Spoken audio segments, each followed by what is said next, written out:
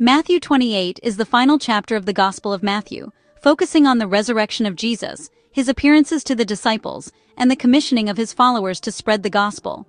It celebrates the victory over death and the beginning of the church's mission. In verses 1 through 10, early on Sunday morning, the first day of the week, Mary Magdalene and the other Mary go to look at the tomb. Violent tremors shake the ground as an angel of the Lord descends from heaven. The angel rolls back the heavy stone and sits on it. His appearance is described as like lightning, with clothes as white as snow. The Roman guards are so terrified by the angel that they shake and become like dead men. The angel tells the women, "Do not be afraid. He is not here, for he has risen, just as he said." The angel invites them to see the empty place where Jesus lay and instructs them to tell the disciples to go to Galilee. As the women rush away with joy, Jesus meets them. They clasp his feet and worship him.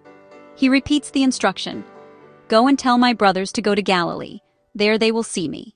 The key message is the proclamation of Jesus' resurrection. In verses 11 through 15, while the women are on their way, some of the guards go into the city and report everything to the chief priests. The religious leaders assemble and decide to give the soldiers a large sum of money. They instruct the soldiers to spread a false rumor. "His disciples came during the night and stole him away while we were asleep."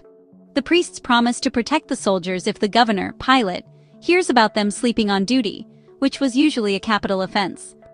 Matthew notes that this story was widely circulated among the Jews to his day.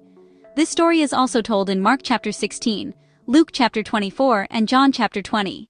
The key message is the chief priest create a story to discredit Jesus' resurrection. In verses 16 through 20, the 11 disciples go to Galilee, to the mountain Jesus designated. Jesus appears to them and declares all authority in heaven and on earth has been given to him. He commands them to go and make disciples of all nations, baptizing them in the name of the Father, Son, and Holy Spirit, and teaching them to obey everything. The gospel concludes with a comforting assurance, "And surely I am with you always, to the very end of the age." This is also told in Mark chapter 16. The key message is the commissioning of the disciples, commonly called the Great Commission. There are 4 key themes in Matthew chapter 28. 1. Victory over death. Jesus' resurrection is the cornerstone of Christian faith. 2. Divine authority. Jesus affirms his universal authority. 3. Mission and discipleship. The church's mission is to make disciples worldwide. 4. Presence and promise. Jesus promises his continual presence and support. Matthew 28 proclaims the resurrection of Jesus and the foundation of the Christian mission. It begins with the scene at the tomb and the religious leaders creating a lie to counter Jesus' resurrection. The chapter concludes with the Great Commission, where the risen Jesus declares his authority over heaven and earth and commands his followers to make disciples of all nations, baptizing and teaching them, with the promise that he will be with them always. Matthew chapter 28 challenges us in a variety of different ways. Do I ever think about how the reality of Jesus' resurrection impacts my faith and daily life? Am I living as a disciple who obeys Jesus' commands and shares the gospel?